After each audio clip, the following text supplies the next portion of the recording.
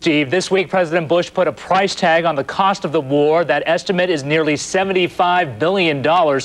Political analyst Peter Matthews from Cypress College is here to tell us more about what all that money is for and give us some insights on the politics of this war. Peter, thanks for joining us this morning. Let's break down the $75 billion. The White House says it's only set aside $3.5 billion for post-war reconstruction. It says it will get money from oil field revenue from Iraq. Is that overly optimistic when you're breaking all of this down? Right, that's a good question, but it's about $63 billion for military operations alone, $30 billion to take the troops there and bring troops back, $33 billion to replace all the equipment like the Tomahawk cruise missiles that have been used up, and then another, as you said, $8 billion for foreign assistance, $3.5 billion of that for Iraq itself, reconstruction. And I think it's pretty optimistic.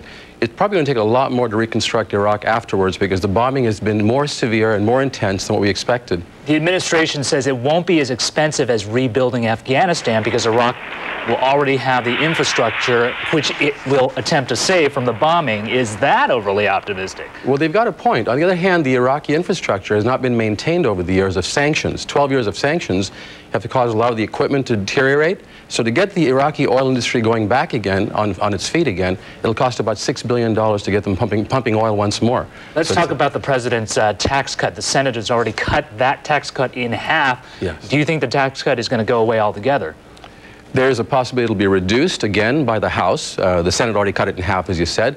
I'm not sure if it'll go away altogether. Many Democrats in the Congress are saying we cannot afford a tax cut and to pay for reconstruction, to pay for our troops and all this money. It's a major dilemma, really, and I think it'll be worked out and probably will be cut even further, the tax cut. The president's approval ratings are very high right now, but so were his father's during the first Gulf War. This war is much more difficult. Will President Bush be in trouble at election time? There's always the possibility if the economy doesn't turn around and if the war is extended and long, as it seems to be it's becoming, it could be a real problem for Mr. Bush to get reelected. It's still a whole year away, though, before the election. So, you know, there's time, but it depends on how the war goes, really honestly. That's what Mr. Bush's prospects will be.